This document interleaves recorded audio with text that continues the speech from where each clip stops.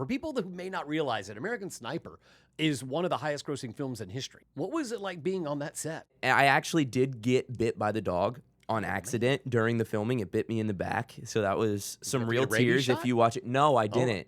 But if you go and watch it and you see some real tears, that's what that was from. I'm 90% sure they used that take, or else I really killed it on like the first take or something. Come here, man. That was off the charts. Thank you. If that doesn't become a freaking huge Billboard hit, I don't know what does. You gave me goosebumps, man. The puck drops, the shot goes, it's good afternoon. And welcome back to the Superfan Diaries. We are coming to you live from Broadway and Music Row in downtown Nash Vegas. And today, Nashville is in the house. I'm J.R. Greene, and this is a story about a kid who grew up right here in Music City in a family that ran a live music and dinner show restaurant. That's right, surrounded by performers from the day he was born. So it's no surprise he became one. He started acting at 5 years old. By 10, he was playing Spanky in the Little Rascals. He appeared in The American Sniper. He was Boyd Baxter on Last Man Standing alongside Tim Allen. He showed up in Ozark and has been a part of almost 50 movies and TV shows. And he voiced the young version, selfishly, of Guapo the Bull, played later in the film by Ferdinand by Peyton Manning. Growing up in Nashville, but living in Hollywood. Now at the age of 21, going full circle. And today, a recording artist back in his hometown. Ladies and gentlemen, Jet Jurgensmeyer! Woo! Welcome to the show, baby! You nailed that. That got me so hyped. Oh my goodness. I feel like I'm about to walk out of a tunnel and go drop 50 on the Warriors or something. That was crazy. Man, that would be great. That would be amazing, man. Well, great to get to have you on the show. Thanks so much for coming over. I'm glad to be here. This is going to be a good time. I mean, you're like a childhood star. You've performed in 50 TV shows and movies. I mean, Spanky. I'm old enough to know that show. So I actually have a funny story about Spanky. I had to wear a fat suit for that movie because I was 7 and I wasn't chubby enough to actually be Spanky. So in the summer in LA, I had to wear a fat suit, and that was like the hottest I think I've ever been on set. That was pretty rough. It's like a mascot outfit. It basically was. Yes, it was very interesting. Oh my gosh. With your name like this, I know a lot of agents in Hollywood, they love to change names. Mm-hmm. I have had plenty of people ask if I would change my name. To JJ, right? It's JJ, so easy to go just JJ. go by Jet. Right. Like literally, Yeah, you know. Jet's pretty cool. And there's not many other people that I know named Jet, especially spelled with one T. My mom never changed her last name when she married my dad almost 30 years ago. And so people have tried to get me to take her last name. It's significantly shorter. Right. And I was like, that's true. But my first name is Joseph. Jet's my middle name. Okay. Everyone in my family that is named Joseph names their son Joseph. Got it. So my dad, grandpa, but my grandfather goes by Joe. Okay. So my dad and I, our whole lives have gone by our middle names. So I'm very proud Family of tradition. my full name, Joseph Jet Jurgensmeyer. And I will always wear that like a badge of honor. Well, I'm even more proud now. There you go. Make sure to tell people that's the full name. Yeah, it's All Jet Jurgensmeyer. Speaking of these parents, which is pretty amazing, they used to own a live music and dinner show here in restaurant. What was it like growing up in that environment? Oh my goodness. I mean, it was at a place called the Nashville Palace, which is right across the street from Opryland. It's still there to this day. There is actually a picture of me on the wall as a 3-year-old, still there to this day. It was very neat. I didn't realize at the time how legendary that is to be so close to the Opry. Yes. I mean, I got to sing on stage with George Jones. Oh my gosh. You don't realize how cool that is until you're a 21-year-old looking back and being like, I was on stage. Back. Oh yeah. I was on stage with the Possum singing White Lightning with him. Like, what are we doing? There's not many other people that can say that. Well, you were destined to be here then. I'm love that. very blessed, and I grew up around this industry. My mom moved to Nashville from Cincinnati and was a songwriter. She went to Belmont, where I'm a senior now, and like. Oh, so you're in college, right? I was going to ask you that. I go to Okay. Belmont. I'm going into my senior year, so it's like a family tradition of going to Belmont, being in Nashville, and I'm the only person in my entire family that's actually born and raised here. Some of my earliest memories are being at Titans games, at Preds games. Right. So all I've known is the Titans. You know, my parents remember when the Titans came here from Houston. So when they were the Oilers. And they were very good. 98. I mean, There you go. I mean, you get that Super Bowl appearance and you lose by literally, what was it, like 2 yards? Like, it's so close to just they made a changing movie our about history. It. They made a movie about it. Yes, they did. So growing up around that, you know, you're in Nashville and Music City, but, you know, Titans heritage runs deep in our blood here. So when we got a soccer team, I was very excited because soccer was the only sport I was ever actually good at. So I was very, very excited about that. Have you been to a lot of the Nashville games? I've been to a few. I was actually at the game the first time Messi ever came here with you the went Miami, to that one too. and I was at that game. I went to that one. That was I feel so like a cool. hypocrite because it's like that's the game that pulls everybody in. But what can you do? Are you kidding me? Giannis Antetokounmpo was out on the field because apparently he's a part owner in the Nashville team. Okay. So he was out on the field just kicking a ball around. I'm like, who's that 7 foot? Oh, it's Giannis. They were doing that. Yeah, right when he was kicking the goals. Yeah. And then Messi scores the game-winning goal, and I'm like, I don't want to cheer because my hometown team just lost. I know. But it is Lionel It was the 10th Messi. shot. It was our goalie that Literally. missed the goalie missed that And shot. I hate to be happy to have experienced that, but It's I mean, Messi. it's Messi. Come on, It's Messi. the And guy's now- literally playing in the World Cup for Argentina right now. And he's done well. He's Hat-trick done already. very well, very, very well. It's Yeah, incredible. I'm not complaining. All right. Any particular game you remember as a Titan that just pops to your mind is that's what made me locked in for life? As a kid, I was always a Because I'm wearing the CJ2. shirt for you I was today. always a I'm wearing the CJ2K fan. So Chris Johnson was my yeah. childhood. 2,000 yards. That was just his peak was so electric that it's hard to not be a fan of that. I became friends with a Titans tight end, Craig Stevenson, from way back in the day, back in the Jake Locker days, like we talked about before we got on air. So I became friends with Craig. I did a movie with Craig where he played a sheriff's deputy in the movie. And I just thought it was so cool. I'm this 7-year-old. Yeah. And there's this massive 6'6", 260-pound On tight set end with you. on set with me. And then he says he's for the Titans. And I do genuinely think that was where I truly became a true Titans fan because he gave me some Titans signed gear, and I still have it to this day. So I mean, thank you, Craig, for that. If he ever sees this, thank you, Craig, and thank you, Chris Johnson, for all those great years. I mean okay, so let's talk about the years right now. You have been doing this since you were 5. Let's just start it out with CSI at the age of 5, Grey's Anatomy, Little Rascals, American Sniper. For people that may not realize it, American Sniper is one of the highest grossing films in history. What was it like being on that set? It was really neat. Because that's an intense film. Yes. So it was the first time where I had ever had that small of a role in a film. I was on set for a day. And I was the kid in the backyard when Chris is back from deployment that gets attacked by the dog during the birthday party.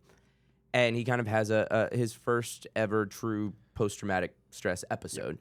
And I look back at that now and I realize how intense that scene was. But it was super, super cool to be on set with Bradley Cooper and Clint Eastwood. I played cornhole with Bradley in between takes. That was super neat. That's sports, baby. Thank you for bringing it back to sports. There you go. I'm a killer cornhole player, just so you know. Killer cornhole player. That's what happens when you're on these Hollywood sets. Exactly, you guys naturally. pick up cornhole. And I actually did get bit by the dog on accident during the filming. It bit me in the back, so that was some you real get a rabies tears. shot? If you watch it, no, I didn't.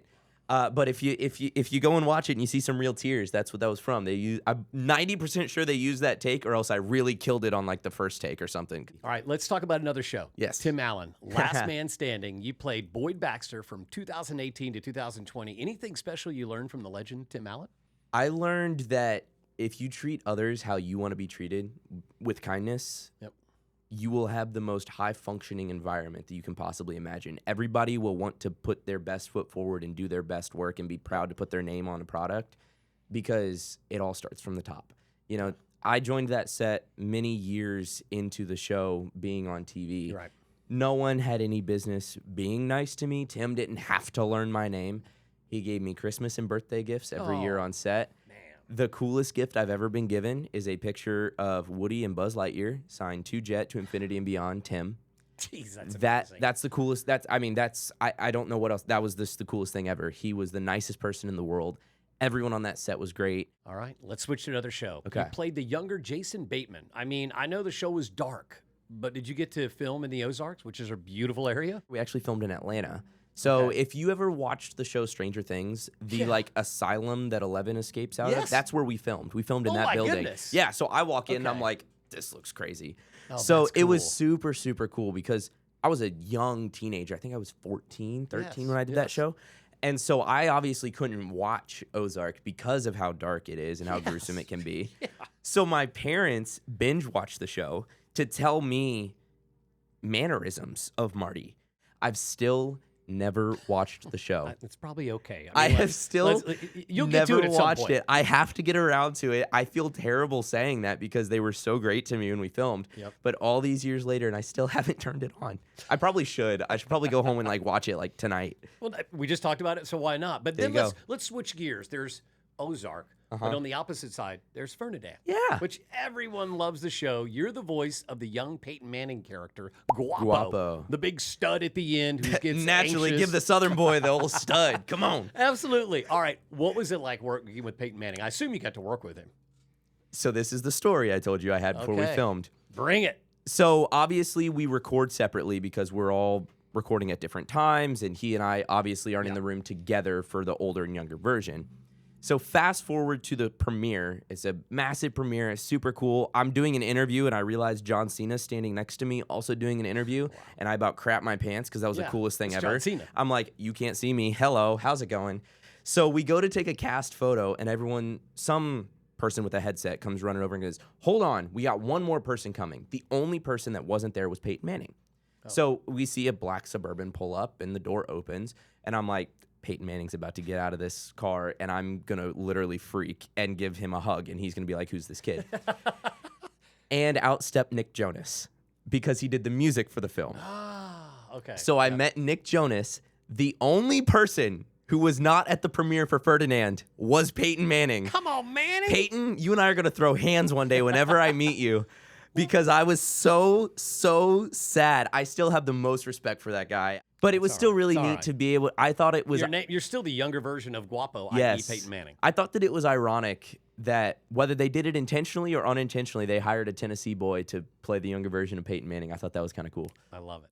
All right, but let's talk about this music career. Let's do it. I have even had a chance to listen to a few of your songs yesterday titled Nothing on You, Going Next, and Bones. What inspired you to go from your acting roots into the music world? So music started first for me at 3 here in Nashville at the place my parents owned. And it was when I was about 10 or 11, my parents bought me kind of my first good guitar. Okay. And I started playing more and doing cover shows and stuff like that. And when COVID happened, we drove from our place in LA to our place in Missouri. We kind of have a spot in the middle of nowhere by my family's cattle ranch in Missouri. The Ozarks, yep. There you go. And so we were there, and I can only do so many hours of schooling and be on the farm so many hours of the day. I got to do something else. So I really started busting my chops of writing songs. Wow. And I mean, I was 15 years old, so all I could do was just write about what I had gone through and what I was going through. And that's where all of my songs come from. Every song I put out has a connection to myself and my co-writers because that's how we write the most authentic story for the audience. Absolutely. The songs, I've listened to them. They come through like that. Thank you. Bones was actually the only song I've ever written by myself that I've released. Okay. I never write by myself. I can maybe count 3 times that I've written by to myself. write with other people. It's much more fun. The songs are always better. And Bones was one of those times I wrote it in like 16 minutes. I have a voice memo of me writing it.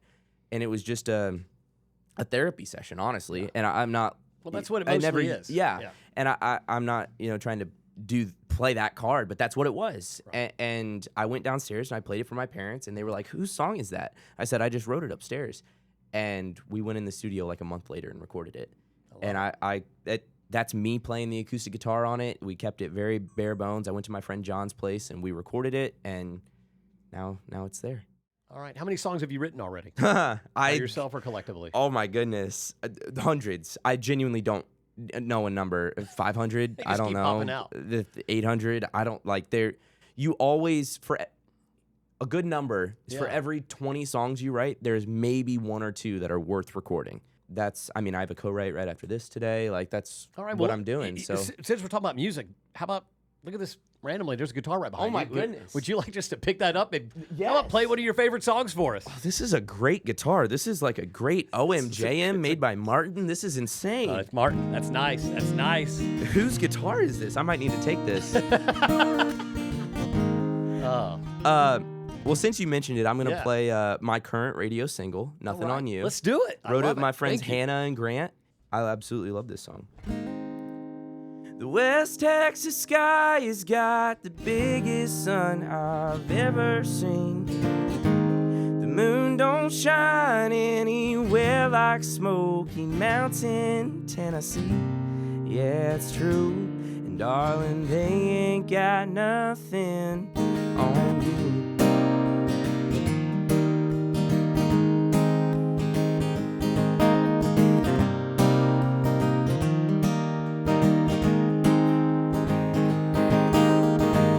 I've spent more time in broken boots that I can't ever forget. Rode out the seasons in an old 07 Chevy bed. Got my redneck from hours earning this blue-collar tan.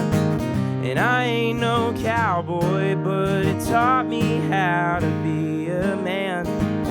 I don't know much, but here's a few things that I do. The West Texas sky has got the biggest sun I've ever seen. The moon don't shine anywhere like Smoky Mountain, Tennessee.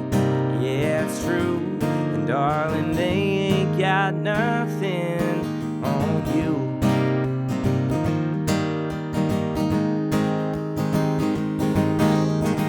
Before I met you, I was slacking reins, all spurs, no brakes.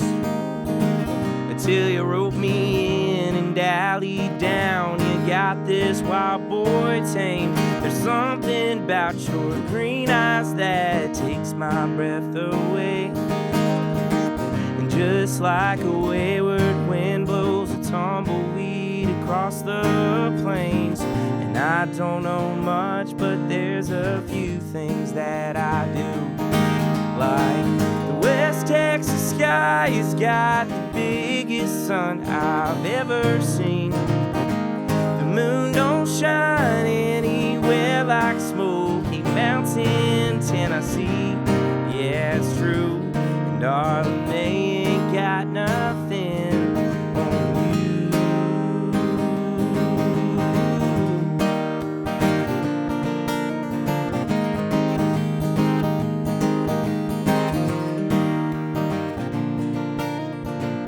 West Texas sky has got the biggest sun I've ever seen.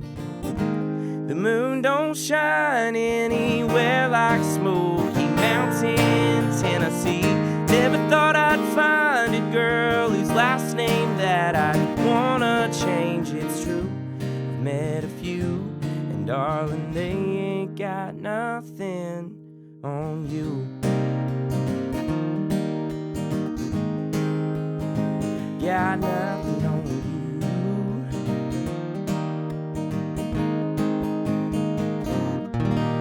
I mean, are you kidding me? That was outstanding, man. Thank you so much. That was awesome. Thank you. Come here, man. That was off the charts. Thank you. If that doesn't become a freaking huge Billboard hit, I don't know what does. You gave me goosebumps, man. Oh, I'm glad. Wow. Which is wonderful to have the Music City have talent like you here. Thank you. That means a lot. And now it's time for Desert Fan Island. Let's go, Desert Fan Bang. Island. Everyone's Desert Fan favorite on the Island. show. I'm so ready. All right, here we go. I'm gonna nail this. You are in the the new stadium. It's Oh. on a desert island. It's you in the new stadium with the Jumbotron. I got goosebumps. I'm so excited. The Titans are playing in the Super Bowl. I'm ready. Titans, but before that, it's a deserted island. We don't know how long you're trapped there. Don't know how long. You're going to get one movie, one musical artist, one food, one drink, and one special person to be with. Let's go out of the gates. Okay. What is the one movie on the Jumbotron just going in circles? My favorite movie of all time, Saving Private Ryan. Oh, I get it with you being American Sniper. Like, it makes it's a lot of good. sense. A good second is Star Wars Return of the Jedi. Okay? Because of the Ewoks. Because of the Ewoks on the forest moon of Endor. That is the greatest planet in all of the Star Wars. Anyways, never mind. I'm done. I love it. Okay. All right, one musical artist. I feel like Tucker Wetmore would be so fun to have on a deserted island. I just feel like he's such a fun guy. Well, you get to play with him because you know how to do music. We can play music. We can play cornhole. You know, Yeah. you see him dancing on stage. I'm sure he likes to, crack a cold one every now and again. We can probably have a good time. I love it. There we go. One food. I'm going elk tacos. They're No my one favorite. has ever said it, and no one ever will say that. I mean, that is pretty More original. specifically, my elk tacos. I make the best Okay. elk tacos that love it. you can have people that aren't into like big game meat, and they will love my elk tacos. Oh my gosh, that's awesome. All right, you're now 21, so you get to have a frosty beverage or a Coke, whatever you want. One drink. I'm a big White Monster energy drink guy. I love a White Monster. Okay. And if I'm going to be on this deserted island, Yeah, I'm going to need some energy. I'm going to need some sustenance to try to survive and live out these long days. Okay. Smart. Cracking a White Monster. You're playing it smart. All right. Yeah, that's my favorite. One person to be with. My grandfather. He is like the coolest. He's 89 years old. This guy's been in the military. He's been a farmer. He's traveled. And I asked him like 10 years ago, what are the countries in the world you haven't been to? And he goes, I can probably count them on like one hand.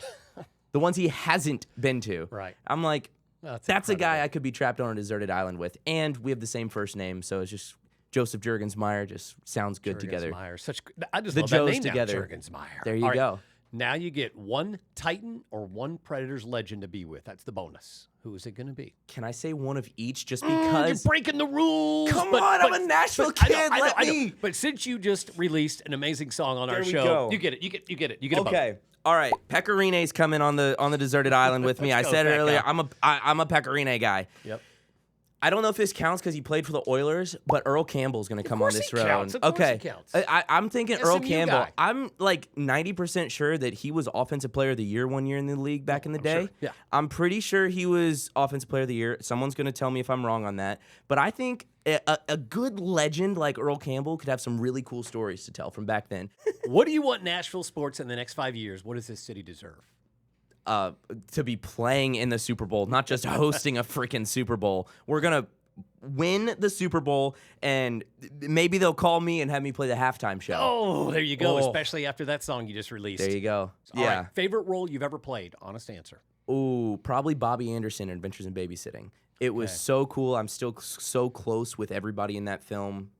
Sabrina Carpenter obviously was in that and is crushing it. I couldn't be more proud of her, and that was so fun. Another person you could bring on as a duet. Hey. You got to get her the song you just sang. I always say, if she ever makes that switch over to country, I better be the first name she calls. But you could do a double-double. You've got her to sing her style. There you we sing go. country. We'll nail it. People are doing cross everything. There in you music go. these Maybe she'll days. call me on stage next time she's headlining Bridgestone, and we can go and play a song. Easily. Years from now, when people in Nashville talk about the kids who grew up here and became something very special, what do you hope they say about you, Jet? Oh, goodness gracious. I'm so proud to be one of the few people that was actually born and raised here. That's a really thick question to try to answer and cut through. 2 seconds. I hope that people remember me as being someone that was very proud of my faith and never shied away from who I am and how I was raised. Right. And that I was never shy of being a true 615 kid that remembered all the hard years of being Titans and Preds fans. There've been some hard and ones. remembers when I used to be able to go to Broadway with my parents as a 6-year-old on a Saturday night. It was still just a fun time to be in the Nashville scene, and now it's so grown and big and everything. And it still makes me proud though to be able to look at Nashville and see it grow and see all the people come here. So I hope people will have my name in the sentence of talking about Nashville growing and being part of the reason that continues to happen. And where can our listeners get to learn more about what you're doing and everything else out there? Awesome. All my social media, my website, my music is just under my name, Jet Jurgensmeyer. It's Jet with one T, like a plane. It's a fun way to remember it. And if you type a J for Jurgensmeyer, I'm usually the only one that comes up. It's not a very common name, so I'll be there. I love it. I love it. Jet, you started performing before most kids start kindergarten. Through all of it, the Hollywood sets, the Disney voiceovers, the Tim Allen sitcom, the Ozark darkness, and today, a recording artist. You kept coming back here to Nashville because this is home and the Titans and the Preds are yours. This is the Superfan Diaries. I'm J.R. Greene. Be sure to follow, review, and nominate your favorite Superfan at superfandiaries.com. And remember, if you make one person smile today, you've had a great day. Make them laugh, even better. Go get them.